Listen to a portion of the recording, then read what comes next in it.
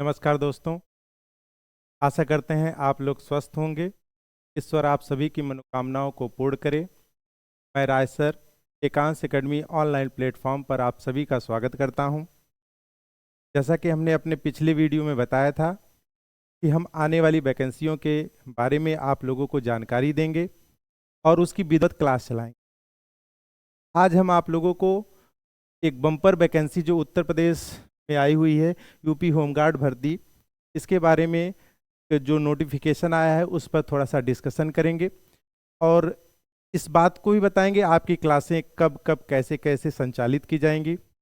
एक चीज़ मैं आप लोगों को बताना चाहूँगा, जो हमारे यहाँ यूपी होमगार्ड भर्ती है ये आपको निःशुल्क पढ़ाई जाएगी। इसकी सारी क्लासें आप सभी के लिए निःशुल्क होंगी और साथ ही साथ प्रैक्टिस सेट भी आप लोगों को करवाया जाएगा।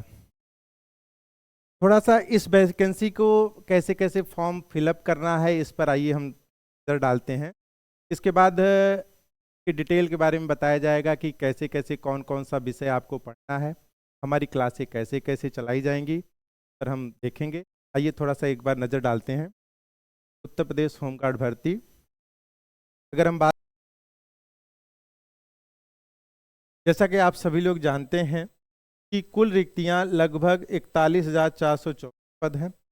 हालांकि ये पद आगे बढ़ाए घटाए भी जा सकते हैं, ऐसा नोटिफिकेशन में दिया गया है। आप आवेदन की जो तिथि है, आवेदन प्रारंभ हो रहा है 18 नवंबर 2025 से, समाप्त 17 दिसंबर 2025 तक हो जाएगा। इस फॉर्म को भरने से पहले मैं एक बार जरूर बताना चाहूँगा कि आप सभी लोग ओटीआर करवा लीजिए। हालांकि जो बच्चे यूपीएसआई का फॉर्म फिलअप किए हैं ओटीआर करवाए होंगे, ओटीआर करवाने की जरूरत। और जो बच्चे पहली बार फॉर्म भरने जा रहे हैं यूपीपी या उत्तर प्रदेश बोर्ड का, तो वो अपना अपना ओटीआर करवा लें। ओटीआर के साथ साथ एक चीज़ और है, आप लोग अपना जाति प्रमाण पत्र और निवास प्रमाण पत्र भी बनवा लें। निवास प्रमाण पत्र थोड़ा पुराना होगा चलेगा, लेकिन अगर आप जाति प्रमाण पत्र बनवा रहे हैं तो 1 अप्रैल 2025 के बाद का ही जाति प्रमाण पत्र आपके पास होना चाहिए। आइए देखते हैं और क्या चीज़ें इसमें बताई गई हैं, थोड़ा सा ध्यान दीजिएगा।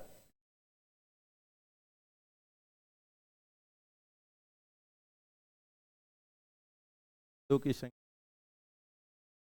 कम से कम, देखिए ध्यान दीजिएगा, कम से कम 10वीं पास मान्यता प्राप्त बोर्ड से होना अनिवार्य है। आपकी 10वीं की मार्कशीट होगी वो मान्यता प्राप्त बोर्ड से होनी चाहिए। जो अभी 10वीं की परीक्षा दे रहे हैं वह आवेदन नहीं कर सकते हैं। हाई स्कूल की परीक्षा दे रहे हैं, ध्यान दीजिएगा, वो आवेदन नहीं कर सकते हैं।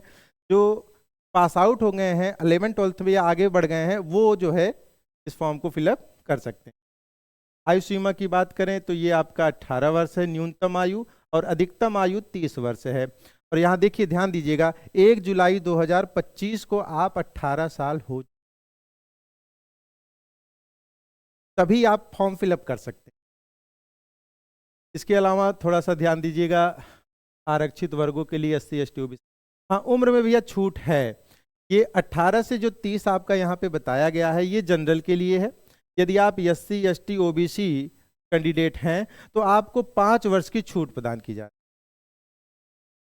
ठीक है, इस पर ध्यान दीजिएगा। आवेदन शुल्क की हम बात करें तो आवेदन शुल्क सामान्य और OBC और EWS कैंडिडेट के लिए 400 रुपया है। SC ST कैंडिडेट के लिए 300 रुपया है। काफ़ी ठीक है, बहुत ज़्यादा नहीं। फॉर्म आप फिलअप कर लीजिए। चयन प्रक्रिया के चरण की बात करें तो यहाँ लिखित परीक्षा होगी, शारीरिक मानक परीक्षण होगा, शारीरिक दक्षता परीक्षा होगी। शारीरिक दक्षता परीक्षा में आपकी दौड़ होगी, दस्तावेज सत्यापन कराया जाएगा और फाइनली जो है अब मेरिट लिस्ट में आएंगे आपका चयन हो जाएगा। यदि हम बात लिखित परीक्षा की करें, ये परीक्षा आपके 100 अंकों, हालांकि पीछे की कुछ विज्ञप्तियों में यहाँ पर 150 अंक लिखे गए थे, लेकिन अभी जो नया नया नोटिफिकेशन आया है उसमें 100 अंक ही हैं। थोड़ा सा भ्रमित मत होइएगा आप लोग। आपका सिलेबस थोड़ा सा आ रहे हैं सिलेबस के बारे में। यह शारीरिक मानक जो है यहाँ पे न्यूनतम ऊंचाई आपकी 168 सेंटीमीटर है। अपने अपने घर पर चेक कर लेना, के बाद ही फार्म भरना, नहीं तो बाद में आप कहेंगे महिलाओं के लिए 152 सेंटीमीटर है। और आपका आपका सीना जो है 64 सेंटीमीटर। एसटी उम्मीदवारों को छोड़ की हाइट में 8 सेंटीमीटर और छाती में 2 सेंटीमीटर। हाँ, इस पर ध्यान दीजिएगा भैया, एसटी उम्मीदवार जो होंगे उनकी हाइट में 8 सेंटीमीटर और छाती में 2 सेंटीमीटर की छूट हो सकती है। अगर हम दौड़ की बात करें तो दौड़ पर ध्यान दीजिएगा, आपको कितना 4800 मीटर आपको दौड़ना है 28 मिनट में। तो वही है 4.8 किलोमीटर कहिए चाहे 4800। और ये पुरुष के लिए था। और महिलाओं की बात करें तो आपका 2400 मीटर है और 16 मिनट में उन्हें दौड़ पूरी करनी होगी। इधर ही आपको दौड़ना है तो बहुत आराम से आप लोग कर लेंगे, कि बहुत ज़्यादा तो नहीं।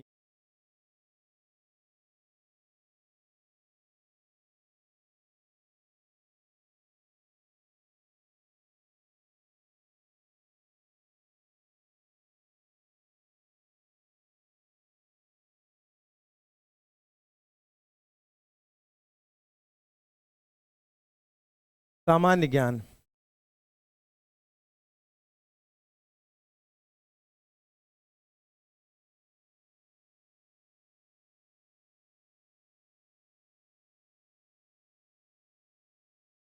पढ़ रहा है,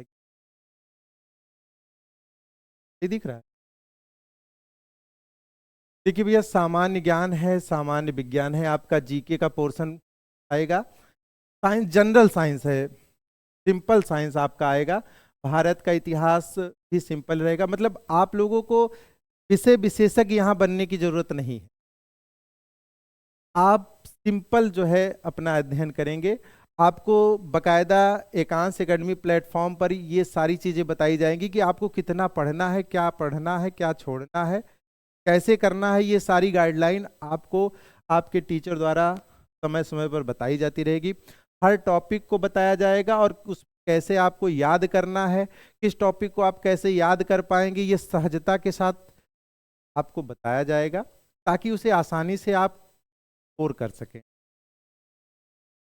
भारतीय संविधान, भारतीय अर्थव्यवस्था, संस्कृति, भारतीय कृषि, वाणिज्य, व्यापार, जनसंख्या, पर्यावरण, नगरीकरण, भारत का भूगोल, उत्तर प्रदेश के प्राकृतिक संसाधन, उत्तर प्रदेश की शिक्षा संस्कृति। देखिए यूपी जी के जबरदस्त है भाई, यूपी जी के का बहुत अच्छा रोल है देखने को मिल रहा है यहाँ पे। इसके अलावा देखिए मेले, त्योहार, खेल, पुरस्कार, उपलब्धियां, उत्तर प्रदेश में राजस्व, पुलिस, सामान्य प्रशासनिक व्यवस्था, मानवाधिकार, आंतरिक सुरक्षा, आतंकवाद, भारत एवं पड़ोसी देश। भाई ये तो काफ़ी कॉमन टॉपिक है, लगभग हर परीक्षा में ये सारे टॉपिक्स जीएस जी के ग्रुप में आते रहते हैं। वही टॉपिक जो है आपके बोर्ड द्वारा, आपके आयोग द्वारा जो है यहाँ पर आप लोगों को दिया गया है। उत्तर प्रदेश देखिए, देश, राजधानी, मुद्रा, महत्वपूर्ण दिवस, अनुसंधान, खोज, पुरस्कार, लेखक, सोशल मीडिया, कम्युनिकेशन, कंप्यूटर को भी जो है यहाँ पे थोड़ा सा देखना पड़ेगा। उत्तर प्रदेश शासन द्वारा संचालित कल्याणकारी एवं जनोन्मुखी योजनाएं, महिला सशक्तिकरण, आत्मनिर्भरता, औद्योगिक विकास के प्रयास, प्राकृतिक घटनाएं, संपूर्ण माफ करिएगा महत्वपूर्ण सम्मेलन, समारोह, ये सारा जो है आपका टॉपिक है। ये टॉपिक आपको पढ़ना है और इस टॉपिक से आपके लिए 100 प्रश्न रहेंगे और ये सारे प्रश्न वस्तुनिष्ठ प्रकार के रहेंगे। आपका जो समय दिया गया है 2 घंटा बहुत पर्याप्त समय, आराम से इन प्रश्नों को आप कर सकते हैं। जो बच्चे थोड़ा पहले से तैयारी कर रहे हैं, हमें लगता है वो आधा घंटा पहले ही पेपर कर ले जाएंगे, आधे घंटे से पहले भी पेपर कर सकते हैं। आइए थोड़ा सा आगे देखते हैं और जानकारी हो। हाँ भैया देखिएगा, थोड़ा सा कुछ छूट भी प्रदान की गई है। जैसे एनसीसी का प्रमाण पत्र आपके पास है तो आपको 3 नंबर मिल रहा है एक्स्ट्रा।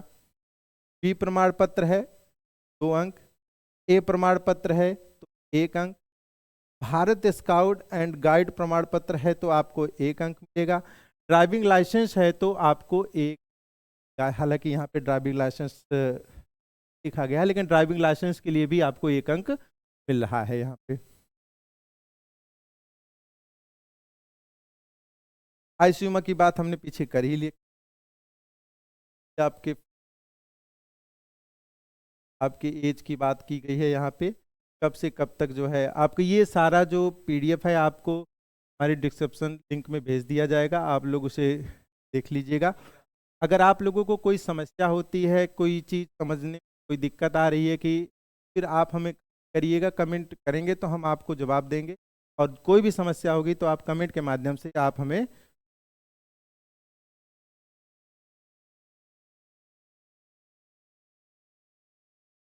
आप हमारे टेलीग्राम चैनल पर भी जा कर के ये सारी चीज़ें प्राप्त कर सकते हैं। तो इसके अलावा कोई बहुत विशेष चीज़ें नहीं है। देखो बेटा, किसी भी फॉर्म को फिलअप करने के लिए सबसे पहले फॉर्म की डेट पता होनी चाहिए और कब तक वो फॉर्म कंप्लीट हो रहा है, कब तक समय है उसका। इसके अलावा उस के लिए जो उम्र सीमा आई गई है वो आपको पता होनी चाहिए, आपके सर्टिफिकेट होने चाहिए और आप आसानी से जो है फॉर्म को फिलअप कर सकते हैं। फिर भी अगर किसी प्रकार की समस्या हो रही है तो आप कमेंट के माध्यम से आप हमें पर कर सकते हैं और हम आपको जो भी भरसक प्रयास होगा आपकी समाधान करेंगे।